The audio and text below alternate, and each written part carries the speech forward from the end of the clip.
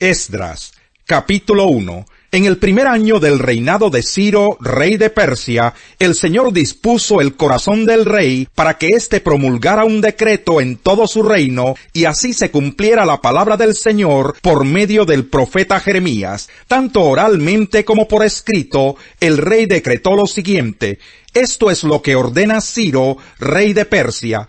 El Señor Dios del cielo, que me ha dado todos los reinos de la tierra, me ha encargado que le construya un templo en la ciudad de Jerusalén que está en Judá. Por tanto, cualquiera que pertenezca a Judá, vaya a Jerusalén a construir el templo del Señor, Dios de Israel, el Dios que habita en Jerusalén, y que Dios lo acompañe. También ordeno que los habitantes de cada lugar donde haya judíos sobrevivientes los ayuden dándoles plata y oro, bienes y ganado, y ofrendas voluntarias para el templo de Dios en Jerusalén.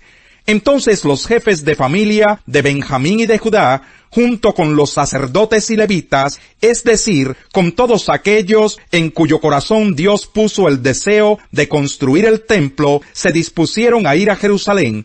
Todos sus vecinos los ayudaron con plata y oro, bienes y ganado, objetos valiosos y todo tipo de ofrendas voluntarias. Además, el rey Ciro hizo sacar los utensilios que Nabucodonosor se había llevado del templo del Señor en Jerusalén y había depositado en el templo de su Dios.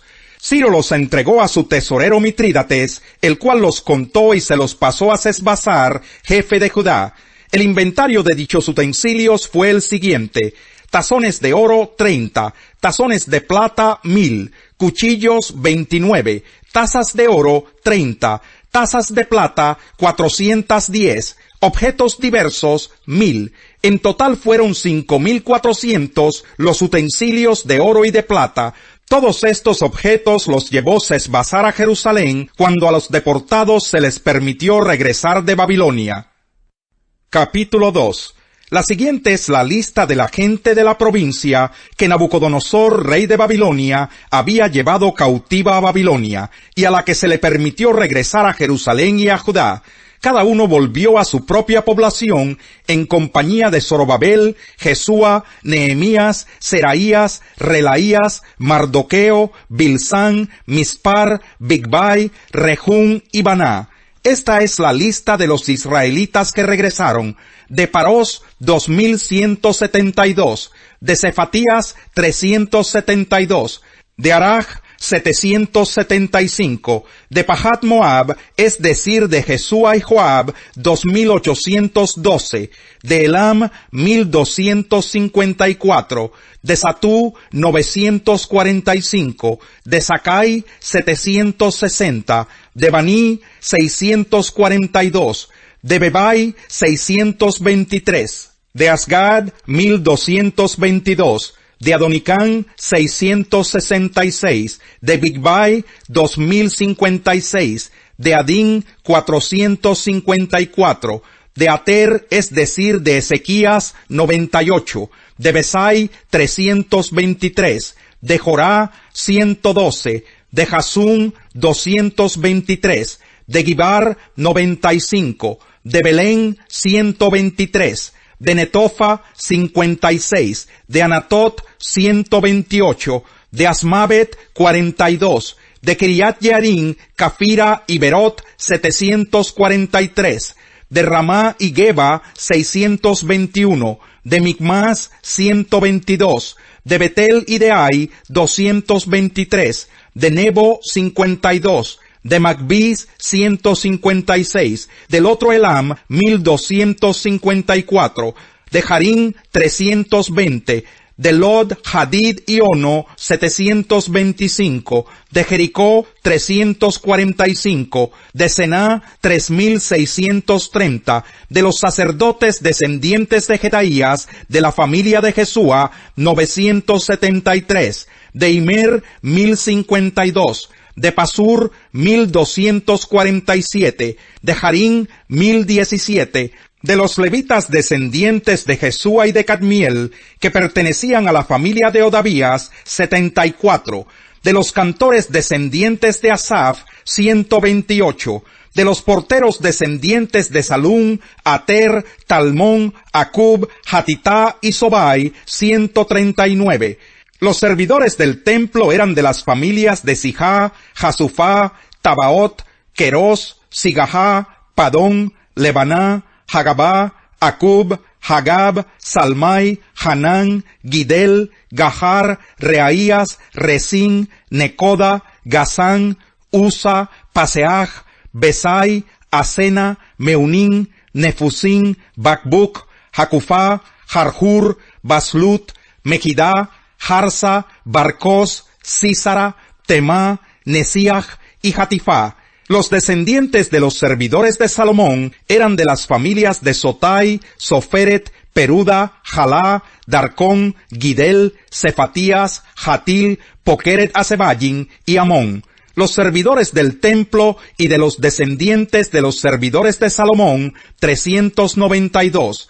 Los siguientes regresaron de Tel Melach, Tel Harsá, Kerub, Adón e Imer, pero no pudieron demostrar ascendencia israelita. De los descendientes de Delaías, Tobías y Necoda, 652. De entre los sacerdotes, los siguientes tampoco pudieron demostrar su ascendencia israelita. Los descendientes de Jabaías, Cos y Barzilai. Este último se casó con una de las hijas de un galaadita llamado Barzilai, del cual tomó su nombre. Estos buscaron sus registros genealógicos, pero como no los encontraron, fueron excluidos del sacerdocio. A ellos el gobernador les prohibió comer de los alimentos sagrados hasta que un sacerdote decidiera su suerte por medio del Urim y del Tumim.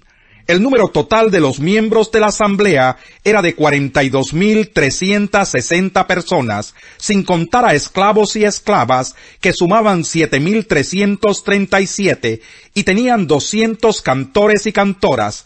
Tenían además 736 caballos, 245 mulas, 435 camellos y 6.720 burros. Cuando llegaron al templo del Señor en Jerusalén, algunos jefes de familia dieron donativos para que se reconstruyera el templo del Señor en el mismo sitio.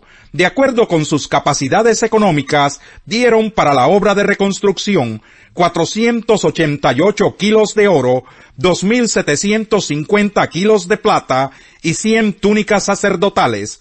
Los sacerdotes, los levitas y algunos del pueblo se establecieron en Jerusalén, en tanto que los cantores, los porteros, los servidores del templo y los demás israelitas se fueron a vivir a sus propias poblaciones.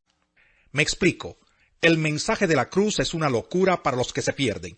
En cambio, para los que se salvan, es decir, para nosotros, este mensaje es el poder de Dios, pues está escrito: destruiré la sabiduría de los sabios, frustraré la inteligencia de los inteligentes. ¿Dónde está el sabio? ¿Dónde el erudito? ¿Dónde el filósofo de esta época? ¿No ha convertido Dios en locura la sabiduría de este mundo, ya que Dios en su sabio designio dispuso que el mundo no lo conociera mediante la sabiduría humana? Tuvo a bien salvar mediante la locura de la predicación a los que creen. Los judíos piden señales milagrosas y los gentiles buscan sabiduría, mientras que nosotros predicamos a Cristo crucificado. Este mensaje es motivo de tropiezo para los judíos y es locura para los gentiles. Pero para los que Dios ha llamado, lo mismo judíos que gentiles, Cristo es el poder de Dios y la sabiduría de Dios. Pues la locura de Dios es más sabia que la sabiduría humana, y la debilidad de Dios es más fuerte que la fuerza humana. Hermanos, consideren su propio llamamiento. No muchos de ustedes son sabios según criterios meramente humanos, ni son muchos los poderosos, ni muchos los de noble cuna. Pero Dios escogió lo insensato del mundo para avergonzar a los sabios, y escogió lo débil del mundo para avergonzar a los poderosos. También escogió Dios lo más bajo y despreciado, y lo que no es nada, para anular lo que es, a fin de que en su presencia nadie pueda jactarse. Pero gracias a Él, ustedes están unidos a Cristo Jesús, a quien Dios ha hecho nuestra sabiduría, es decir, nuestra justificación, santificación y redención, para que, como está escrito, si alguien ha de gloriarse, que se gloríe en el Señor. Capítulo 2. Yo mismo, hermanos, cuando fui a anunciarles el testimonio de Dios, no lo hice con gran elocuencia y sabiduría. Me propuse más bien, estando entre ustedes, no saber de cosa alguna, excepto de Jesucristo y de este crucificado. Es más, me presenté ante ustedes con tanta debilidad que temblaba de miedo.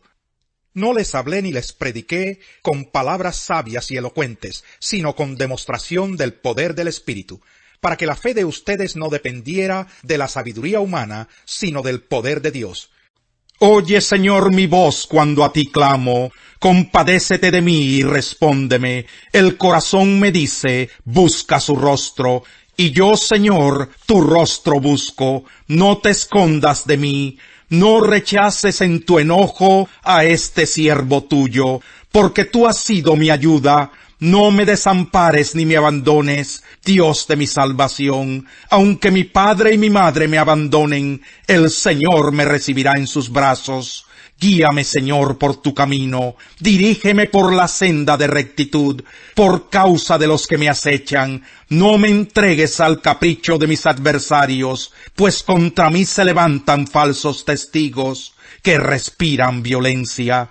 Pero de una cosa estoy seguro: he de ver la bondad del Señor en esta tierra de los vivientes. Pon tu esperanza en el Señor. Ten valor, cobra ánimo, pon tu esperanza en el Señor. Nunca digas, me vengaré de ese daño. Confía en el Señor y Él actuará por ti. El Señor aborrece las pesas falsas y reprueba el uso de medidas engañosas.